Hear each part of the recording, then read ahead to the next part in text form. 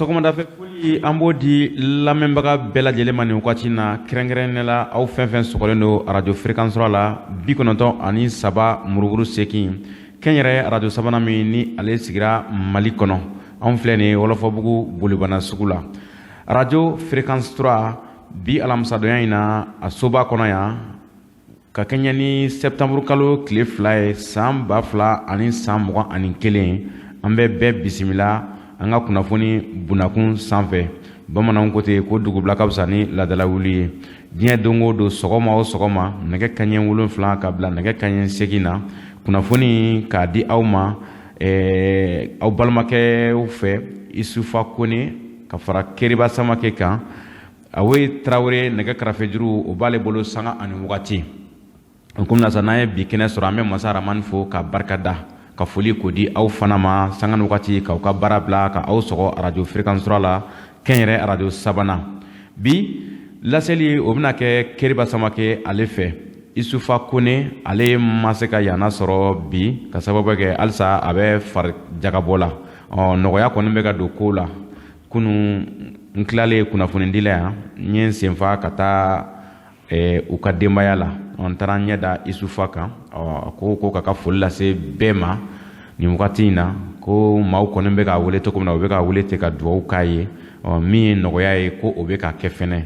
ni Ala sɔnna ma Isufa a yɛrɛ tun ko ni Ala sɔnna k'a b'a jija ka na bi nka ko tagabolo kɔsɔn sa an b'an muɲu k'a kɔnɔ sini ni Ala sɔnna ma yanni o cɛ an ka fara ɲɔgɔn kan an bɛ dugawu kɛ Isufa ye Ala ka nɔgɔya di a ma ka an ni a kisi ni ɲɔgɔnna ma min kɔni ye nɔgɔya ye sa o bɛ ka taa kow kɔnɔ a bɛ ka busaya an bɛ dugawu kɛ Ala k'o kɛ ɲɛtaga ye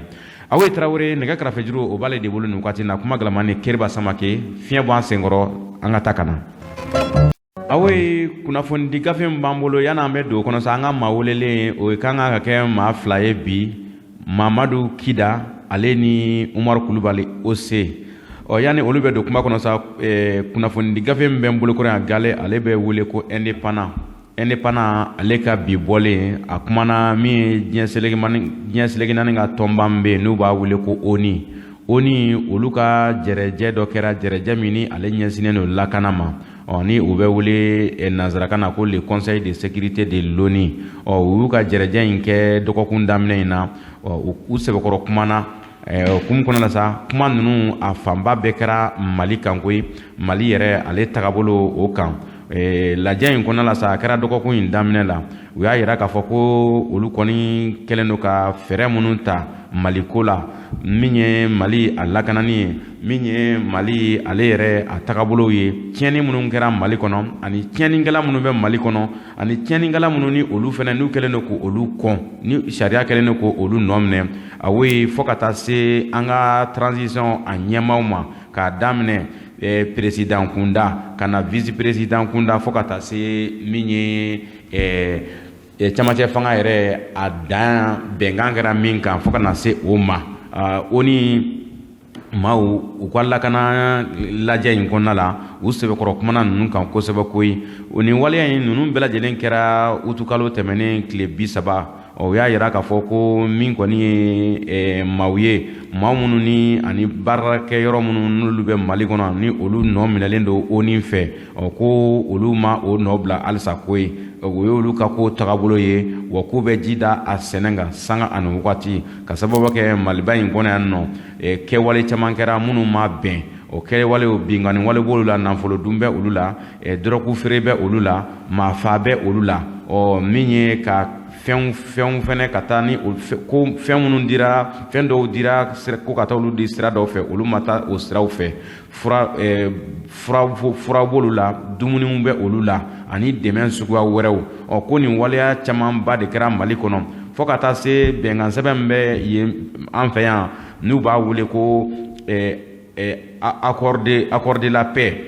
donc o waleya ninnu sa ninnu bɛɛ lajɛlen kɛra kuma ye u da sera ko minnu ma fɔ ka na se an ka transition a marabagaw ma Assimi Goïta n'a ka jamaw kɔni hukumu kɔnɔna la sa u y'a yira k'a fɔ olu ka baara tagabolo o ye min ye n'olu ye min fɔ o y'a sɔrɔ a fɛsɛfɛsɛra de ko ye wa n'u y'u sɔnni sigi ko kan n'u ye sariya ta ko kan o de bɛ la baara o de oni ale tagabolo ye koyi u y'u sɔnni sigi min ye kalo 18 ni kalo 18 min ni an ka camancɛ fanga ale bɛ o de kan ko tile kelen ko o man kan ka yɛlɛ o kan koyi o kun kɔnɔ la sa u ye o welewelema da kɛ ka yira k'a fɔ o camancɛ fanga tigilamɔgɔ marabagaw ko halisa u k'u jija koyi wagati min fɔra baaraw bɛɛ ka kɛ ka bɛn ni o ye walasa yɛlɛma bɛ se ka don Mali ko la walasa yanni février kalo tile 22 cɛ kalafili o bɛ se ka ɲɛnabɔ koyi u y'a yira k'a fɔ ko u ka bɛnkanw fana kɔnɔ la k'u bɛ hakilina jigin kɛ min ye transition a ɲɛma ye président ye ka fara vice président kan ani premier ministre k'u bɛ segin a kan koyi k'u ma ɲina a bɛ sɛbɛnw kɔnɔ ka yira k'a fɔ ko ni kalafili bɛna kɛ ko olu si tɛ se ka u kunkan bɔ jamana ɲɛmɔgɔya ɲini o la koyi u bɔlen kɔfɛ sa u y'a yira k'a fɔ ko olu kɔni ka fɛsɛfɛsɛlikɛla jɔnjɔn minnu bɛ Mali kɔnɔ yan n'a bɛ fɔli ma ko groupe d'experts de conseil de sécurité ko olu kɔni b'u ka baara la dɛ olu kɔni ye sariya minnu ta n'a bɛ fɔ ma nanzarakan na ko sanction 2374 min bɔra u ka rapport kɔnɔ k'a yira k'a fɔ kabini baara ninnu daminɛna u fana ye min ɲini maliyɛnw fɛ o ye jumɛn ye ko u ka taa ni sɛbɛnw ye sɛbɛn minnu b'a yira k'a fɔ ko u ye nin baara kɛ nin wagati nin kɔnɔ ko tagabolo bɛ cogo min na marabagaw bolo o sɛbɛn ko fɔ k'o ladon koyi sɛbɛn min n'a bɛ wele ko rapport à mi-parcours ko k'o ladon joona joona yanni février kalo natɔ cɛ koyi o tile 28 san 2000 ani san 2000 ni san 22 kun kɔnɔ la sa min ye o rapport ninnu ye o kɔni ɲininen don expert ninnu fɛ koyi u k'u jija Mali kɔnɔ yan a kɔnɔ ko kunkun n'a ɲɛɲɛ ko bɛ ka kɛ ɲuman fara juguman kan expert ninnu kɔni de bɛ Maliba in kɔnɔ k'olu fɛsɛfɛsɛ wa u ɲɛ wagalen don su ani tile wa Mali fantan ani 4 fɛnɛ o kɔnɔna la koyi ka sababu kɛ ONU ka ciden de ye olu ye sɛbɛn de ɲininen don olu fɛ sanga ani wagati sɛbɛn min ni o bɛ taga la fɛsɛfɛsɛ o la ni maa kan ka ɲangi ni maa kan ka minɛ o de bɛ sɛbɛn in de kɔnɔ kuma de bɛ na ni o ye o bɔlen kɔfɛ u y'a yira k'a fɔ ko sɛbɛn fɔlɔ minnu na donna ONU na Mali kunkanko la o sɛbɛn laban min na donna o ladonna kabini utukalo tɛmɛnen utukalo san 2000 ni san 19 tɛmɛnen o utukalo la o sɛbɛn ninnu de y'a yira k'a fɔ ko u ye maa damadɔ kɔn waleya dɔw la fasoba in kɔnɔ yan ko o kɔni kɔsɔn o kɔfɛ ko halisa ko o tigilamɔgɔw bɛ ka baara kɛ Mali kɔnɔ olu tigilamɔgɔw bɛ ma se ka u bila o kɔni minɛn kɔnɔ u ko u bɛ hakilina jigin k'a la koyi fo ka taa se mɔgɔ 8 bɔɲɔgɔnko ma Mali kɔnɔ yan nɔ minnu nɔ minɛlen don u fɛ nanzarakan na n'a bɛ fɔ ko u sanctionnelen don olu sanctionnelen don kabini san 2000 ani san 18 o kun kɔnɔ la sa u kɔni u b'a ɲini maliyɛnw fɛ k'an ka hakili t'o la koyi ka sababu kɛ maa minnu ni olu nɔ minɛlen filɛ nin ye ko u man ka ko kɛ jamana in kɔnɔ ko u bɛ k'o kɛ u nɔ minɛna baara jumɛn de sababuya la maramafɛnjugu feere ani yuruku nafolo b'o la ani balow b'o la ani dɛmɛ minnu ni o bɛ d'u ma k'u ka taa n'u ye yɔrɔ la n'u ma se ka taa ni a ye o maa 8 u y'u da to maa 8 na maa 8 minnu ni bɛna n da se olu ma n'olu bɛ Mali kɔnɔ yan halisa wa ko u bɛ ka taga o tagayɔrɔ la taga yɔrɔ min ka di u ye olu dun ko o man kan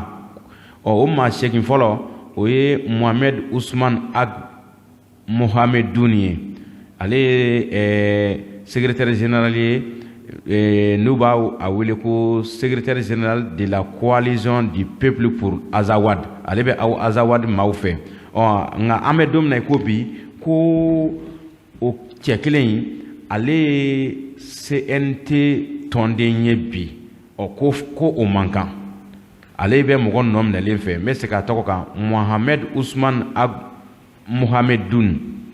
ale ye mɔgɔ nɔ minɛlen ye nka ale bɛ CNT kɔnɔ bi ko o man kan maa filanan o ye Amadou Asri ale fana ale ye cadre du groupe d'autodéfense dɔ ye ko ale fana ko a bɛ ka baara kɛ bi Maliba in kɔnɔ ko yɔrɔ o yɔrɔ ka d'a ye k'a bɛ ka taa ye wa a bɛ ka baara kɛ ko olu fana o dun fana kɔnnen don o la o mana bɔ yen maa sabanan o de ye Mahamadu Agrissa k'ale ye homme d'affaires ye ale kɛnyɛrɛye cikɛlamɔgɔ ye a bɛ affaires de kɛ ale fana an bɛ don min na ko bi ko a fana bɛ ka baara kɛ a sago la a lafiyalen don ko o dun fana ye maa ye maa min ni a fana kɔnnen don a mɔgɔ min ni a sanctionnelen don o mana na bɔ yen sa ale dun fana u ka député kɔrɔ dɔ bɛ yen nɔ n'u b'a wele ko Mohamed Ould Matali ale ye député kɔrɔ ye a tun bɛ Burem an bɛ don min na ko bi ale bɛ CNT kɔnɔ ko o fana man kan min ye Mahri Sidi Amar Ben Daha ye n'u b'a wele ko yɔrɔ Ould Daha o fana bɛ a la ale ye tun bɛ baara kɛ polisilakaw fɛ n'u b'a fɔ ko police islamique de Gao ale fana tun bɛ ka baara kɛ a sago la nka u y'ale faga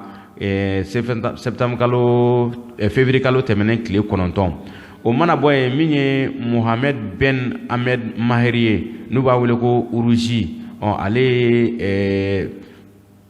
ale baarakɛyɔrɔ tigi ye baarakɛyɔrɔ min ni u b'a wele ko transport Tilemsi tigi ye ale fana ye mɔgɔ min ni ale sanctionné don o mana bɔ yen awo ye Uka Ag Aluseni ale fana b'a la ale ye juge kɔrɔ ye Tombouctou kɔnɔ mara la an bɛ don min na ko bi ko magistrat musulman don ko ale ye mɔgɔ ɲanginen dɔ ye o mana bɔ yen Ahmed Al-Bashar ale fana bɛ a la ni maa 8 minnu filɛ nin ye ONU y'a jira k'a fɔ ko olu ye mɔgɔ minnu u kɛlen don k'u sanctionner u yamaruyalen tɛ foyi ma u nɔ ka kan ka minɛ u ka kan ka datugu kaso la fɛnɛ koyi kun kɔnɔ la sa u ka sariya sɔsɔ ka ɲɛsin hali accord de la paix ma ka ɲɛsin marifa feere ma ka ɲɛsin mɔgɔ faga ma ka ɲɛsin nafolo yuruguyurugu ma ko ni maa ninnu ko maliyɛnw k'a bila u kunna ko u tɔgɔ b'u bolo wa ko dɔ bɛ se ka fara ninnu kan ka sababu kɛ mɔgɔ o mɔgɔ n'u o ye jogo la jogo min ni a man kan jogo min ni u ka sariya tagabolo tɛ bɛn Mali kɔnɔ yan ko i tɔgɔ bɛ fara ninnu tɔgɔ kan wa i nɔ bɛ minɛ wa ka taa n'i ye bɔgɔ jeninen kan awo ye kunnafoni an y'a bɔ indépendant a ka bi bɔlen kɔnɔ kuma min ni a bɔra ONU ale ka lajɛ kɔnɔna la dɔgɔkun in daminɛ la.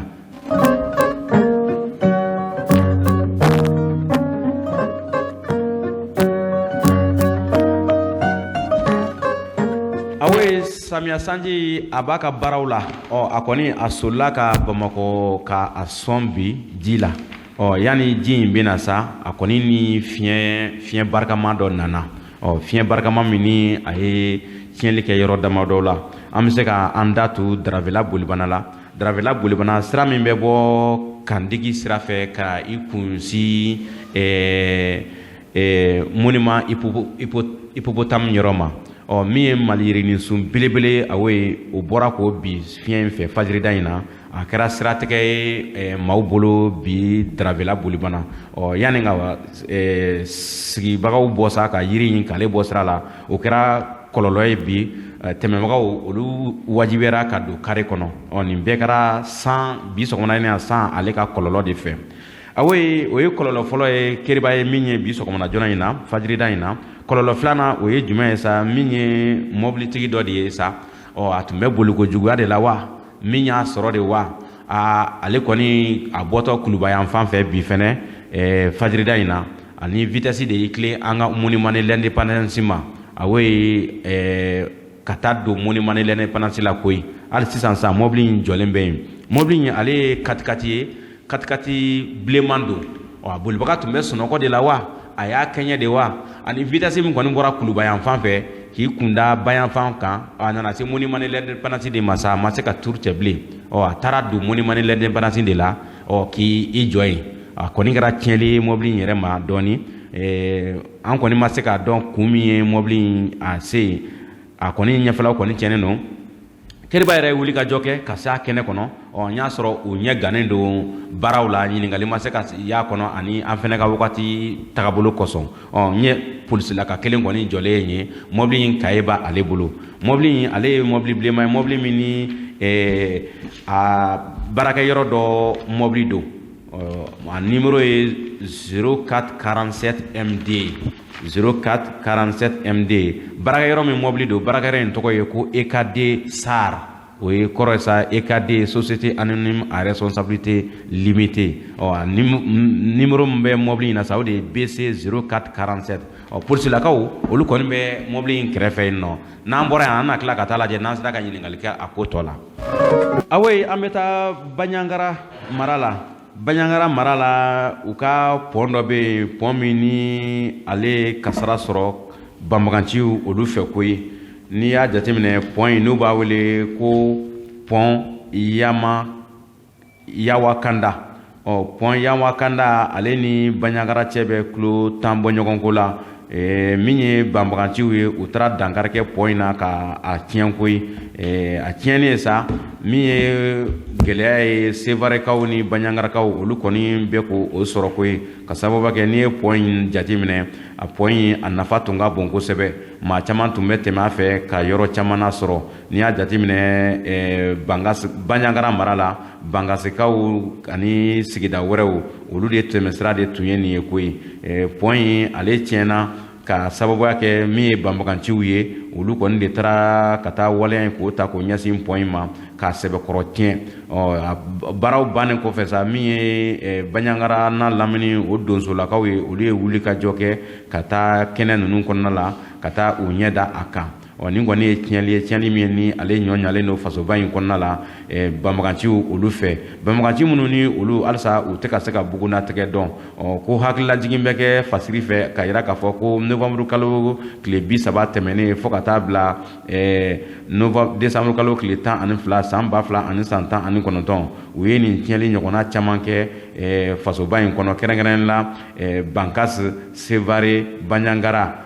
sira minnu ni olu bɛ matarafa kosɛbɛ k'i kunda Burukina fan kan o ye pɔn caman tiɲɛ yen koyi o de kosɔn sa halisa nin sigidaw u kɛlen don ka welewelemada de kɛ ka di fasodenw ma kɛrɛnkɛrɛnnen la faso marabagaw kɛrɛnkɛrɛnnen lakana tigilamɔgɔw k'u k'a lajɛ ko ye min ye lakana ye a ɲɔɲalen tɛ olu ka yɔrɔ la ko u mago bɛ lakana tigilamɔgɔw la ka taa lakana ka taa a la sabati yen fasiri ale kɛra a jara fɛ ka bɔ indépendant a ka bi bɔlen kɔnɔ Awoyi Tarawele awoyi an bɛ taa Gawo mara la kɛrɛnkɛrɛnnen la Wataguna gɛlɛya minnu taara ka ɲɛsin maaw ma a bɛ wagati bɔ a gɛlɛya a kɔlɔlɔ bɛ ka bonya halisa ko ye ka sababuya kɛ min ye sigibagaw ye olu tɛ ka se ka lafiya sɔrɔ u tɛ ka se ka bɔ ka taa u ka foro la u tɛ ka se ka bɔ ka taa u ka sɛnɛkɛyɔrɔw la u tɛ ka se ka bɔ ka taa sugu la an bɛ don min na i ko bi Awoyi Tarawele utukalo tile 8 tɛmɛnen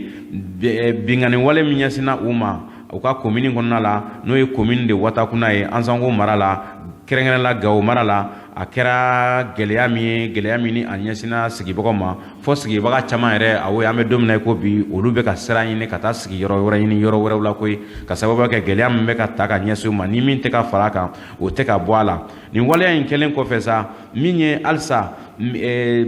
baɲumankɛ tɔn minnu ni an b'olu wele ko ONG ani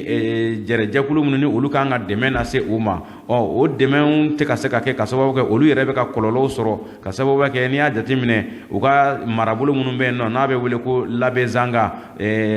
guwatigi du 200 bɔ ɲɔgɔn ko olu kɔni Ansango mara la olu kɛlen don ka sira ta koyi k'u ka minɛnw ta ka taa sigi yɔrɔ wɛrɛ ɲini yɔrɔ wɛrɛw la yɔrɔ wɛrɛ minnu ni u bɛ ka siran u bɛ ka t'u sigi yɔrɔ wɛrɛ la walasa kɔlɔlɔ min bɛ ka k'u kan danga kari o la koyi n'i y'a jateminɛ awoyi nin yɔrɔ ninnu u bɛ t'u dogo yɔrɔ u ɲɛma dogo yɔrɔ min na ko halisa u bɛ ka taa yen nka u ni hakilila tigɛ tɛ ɲɔgɔn na ka sababu kɛ banbaganci walew olu bɛ ka sɛgɛn min da u kan o sɛgɛn o kɔlɔlɔ ka bon bagan minɛ bɛ o la nafolo minɛ bɛ o la min yɛrɛ ka adamadenw yɛrɛ k'olu sɛbɛkɔrɔ tɔɔrɔ kosɛbɛ ni tɔɔrɔya suguya caman ye ɔ hukumu kɔnɔna la sa ninnu ka marabolo yɛrɛ kɔnɔna la sɛgɛn min dalen don o kan bi olu fɛnɛ kɛlen don ka welewelema kɛ k'o di halisa faso marabagaw ma min ye lakana ye ko ka taa a sabati ko ye o de kosɔn sanga ni waati lakana ye an da tɛ se ka bɔ a la ka sababu kɛ ni maa minnu ni u bɛ nin waleya in na u baara in awo dɔw yɛrɛ bɛ yen nɔ olu ta ye dɔrɔn k'u sigi bagan u ɲɛsu a kan u b'a minɛ u b'a feere wa n'i dun ko k'i bɛ kuma u b'a lajɛ u bɛ a lajɛ k'a fɔ k'u bɛ banbaganci jɛɲɔgɔnkulu wɛrɛw wele ka na dankari u ka maayaw la awo nin ye gɛlɛya min ni a bɛ nin marabolo ninnu kan ko ye o de kosɔn halisa u fɛnɛ dalama don u bɛ kulela su ani tile k'u mago bɛ lakana na kɛrɛnkɛrɛnnenya n y'a fɔ cogo min na Watakunna mara la kɔni min kɔni ye sigibagaw kɔni ye olu bɛ ka yɔrɔ bila yɛrɛ de koyi ka taa sigiyɔrɔ wɛrɛ ɲini u yɛrɛ la awo ka sababu kɛ digi kɛlen don o la fasiri an y'a bɔ indépendant a ka bi bɔlen kɔnɔ tigilamɔgɔw fɛ yen u y'u tɛgɛ da maa damadɔ kan maa damadɔ minnu ni olu ka baara yɛrɛ ye tiɲɛni ye koyi binkani nafolo nɔfɛ binkani bolofɛn nɔfɛ n'i y'a jateminɛ kunun ko tribunal la u ye maa damadɔ ɲanki maa minnu ni olu ti maliyɛnw ye koyi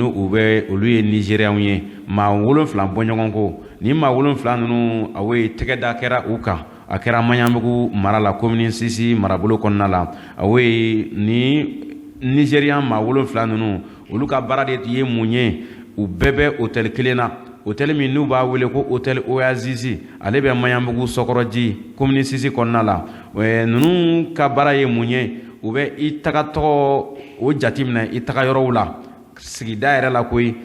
kɛrɛnkɛrɛnna n'i bɛ taa banki la ka taa wari bɔ walima n'i bɛ taa cakɛyɔrɔ la ka taa wari bɔ u bɛ tile damadɔ kɛ k'i taga togo lajɛ k'i taga yɔrɔw lajɛ k'i segin yɔrɔw lajɛ k'a lajɛ n'i y'a sɔrɔ dɔ bɛ sɔrɔ e kun u bɛ se ka dɔ taraki togo min na ni maa damadɔ in u y'a lajɛ u ka baara kɔnɔna la u ka gɛlɛya sera maa damadɔ ma minnu ye u kɔfɔ n'u ɲinina k'u ye maa fɔlɔ u ka gɛlɛya sera maa fɔlɔ ma o de ye Musa Kante filanan o tɔgɔ ye ko Ali Dolo sabanan o tɔgɔ ye ko Baba Kulubali naaninan ale tɔgɔ ye ko Seydou Traoré duurunan ale tɔgɔ ye ko Seydou Dambele gɛlɛya de sera ninnu ma koyi ninnu ma damadɔ min fɔlen filɛ nin ye nafolo min tiɲɛna ninnu kun nafolo min tarakila ninnu na nin Nigériya ninnu fɛ a bɛ t'i jɔ fɔ CFA wari $72,000 fo ka taa se 80 bɔɲɔgɔnko la maa minnu ni olu minɛlen filɛ nin ye ka taa n'olu ye bɔgɔ jeninen kan n'olu ye Nigérianw ye awo ye u tɔgɔ fɔra yan koyi maa fɔlɔ n'i y'a jateminɛ ale tɔgɔ ye ko Simezie Nwakoro maa filanan Monde Eze Emaka Ekenzwa ale ye maa sabanan ye Sunsi Oziama ale fɛnɛ b'a la Emeka Ayonye ale fɛnɛ b'a la Benjamin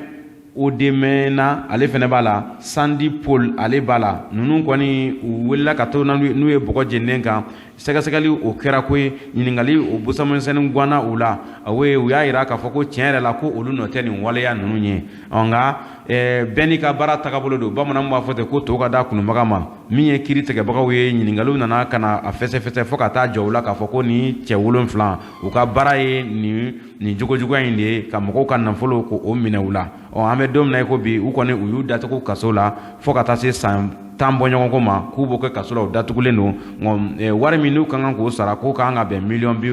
$70,000 ani $2,000,000 ma fasiri an y'a bɔ indépendant ale ka bi bɔlen kɔnɔ Umar Bari ale ka laseli don Awoyi Traoré Awoyi lakana bonnakun kan an bɛ taa an ka fasoba in a camancɛ la koyi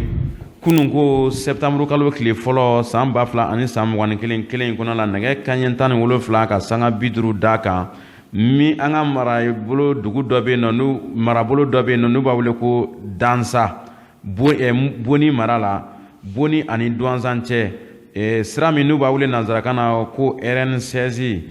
min ye an ka golo masirilen tabaw ye sa u b'u ka ciw la tuma min na tɛmɛni siratigɛ kɔnɔna la awo ye ninnu taara yɛlɛ mugujugu kan mugujugu min ni a forona ni o ye koyi mugujugu in a foronin kɔfɛ jateminɛ kɛra k'a yira k'a fɔ ko an ka golo masirilen taba maa 2 olu bɔnɛna o ni la wa maa 4 ko olu banana min ye MINUSMA lakaw ye sa MINUSMA ka cidenw olu kɔni ye dɛmɛ don u ma ku maa banalen ninnu ku ani maa ntanyalen ninnu k'olu ta ka taa n'u ye dɔgɔtɔrɔso la kɛrɛnkɛrɛnnen la Sevare dɔgɔtɔrɔso la Awoyi Tarawele indépendant an y'a sɔrɔ indicateur du renouveau an y'a sɔrɔ ale ka bi bɔlen kɔnɔ. Awoyi n'o bɔra yen an bɛ taa Kulikoro mara la kunun ko araba septembre kalo tile fɔlɔ wulikajɔ o kɛra Kulikorokaw fɛ yen. Denmisɛnnin sifinnakaw olu de wulila ka wulikajɔ kɛ ka wuli k'u ka nisɔngoya k'o yira Kulikoro marabolo a ɲɛmaaw la u ye fan bɛɛ minɛ koyi Awoyi kumakan kelen de b'u da ka yira k'a fɔ ko u nisɔngoyalen don ka sababu kɛ min ye Kulikoro siraw ye ko a si tɛ sɔn bi min ye Kulikoro sira ye a tiɲɛna a tɛ se ka boli Kulikorokaw ko lafiya tɛ u ye tɛmɛncogo la mobiliw ka fara sennamaw kan hukumu kɔnɔ la sa sifinnakaw ni o ye jeunesse ye nanzarakan na olu de y'u tɛgɛ di ɲɔgɔn ma k'a fɔ ko u bɛna wuli ka jɔ kɛ k'u ka nisɔngoya k'o yira nisɔngoya in o yirali siratigɛ kɔnɔ la sa o ko taara kɛ damatɛmɛ sifinnakaw fɛ ka ɲɛsin sigibagaw ma ka ɲɛsin lakana tigilamɔgɔw ma hukumu kɔnɔ la sa kunu Awoyi Kulikoro ale chauffeur ko ye a kalayara de ko ye ka sababu kɛ ni a fɔra ko ka wulikajɔ kɛ bɛɛ ni ŋaniya bɛ ɲɔgɔn na dɔw bɛ yen nɔ yanni olu ka ko ɲɛɲini ji ɲɛma jɔlen na olu bɛ taa ka taa tɔ tiɲɛ bamananw ko ten ko n'i b'i ka hakɛ ɲini a ɲini cogo la hukumu kɔnɔ n'e m'a ɲini cogo la hakili o bɛ bila dusu bɛ bila hakili ɲɛ ni dusu bilara hakili ɲɛ bamananw ko ten ko mɔgɔ dusu b'a diyaɲɛ ko bɛɛ sa dɛ sifinnaka ninnu sa fo u nana ka na don tiɲɛliw yɛrɛ kɔnɔna la min ye lakana tigilamɔgɔw ye olu fana ye wulikajɔ fɛɛrɛ tigɛ ka tiɲɛlikɛla ninnu sa tiɲɛlikɛla minnu ni olu sɔrɔla sifinnaka ninnu cɛla n'o ye jeunesse lakaw ye tɛgɛ da kɛra olu kan fo ka taa olu datugu Kulikoro yɛrɛ kasobonba la koyi an dun y'a fɔ kunun an ka fasiri kɔnɔ ka yira k'a fɔ ko polisiso 2nan o sigira Kulikoro n'a ma ɲɛ ko aw bɛ nin wulikajɔ fasugu kɛ a b'a kɛ hakili ɲɛna n'aw m'a kɛ hakili ɲɛna ni tiɲɛli nana don a kɔnɔ a ko a bɛ kɛ baara ye koyi min ye lakana tigilamɔgɔw sa n'o ye polisilakaw ye olu kɔni n'u ka maramafɛnw de wulila ka taa dankari kɛ u la koyi ka banamafɛn minnu ni olu bɛ wele ko gaz lacrymogène o kɛra filifɛn ye denmisɛnninnaka ninnu kan o y'a sɔrɔ o kɛlen don ka fan bɛɛ minɛ maa si tɛ tɛmɛ maa si tɛ taa yɔrɔ si la o de nana ni tiɲɛli ye kunun Kulikoro fo ka taa se hali u ka ɲɛma yɛrɛ sifinnakaw ka ɲɛma n'u b'a wele ko le président communal u y'ale minɛ a n'a ka biro kɔnɔmɔgɔ caman ani tiɲɛlikɛla caman kunun Kulikoro ka t'u datugu Kulikoro kasobonba la Y Dumia ale ka laseli don ka bɔ indicateur de renouveau ale ka bi bɔlen kɔnɔ Awoyi Tarawele halisa radio fréquence 3 ale kunkan don 93 murubunu 8 kunnafoni kɛnɛ sanga ni waati n y'a fɔ ye cogo min na ka lasa aw ma bi a balimakɛ n'aw denkɛ n'aw jɛɲɔgɔnkɛ Keriba Samake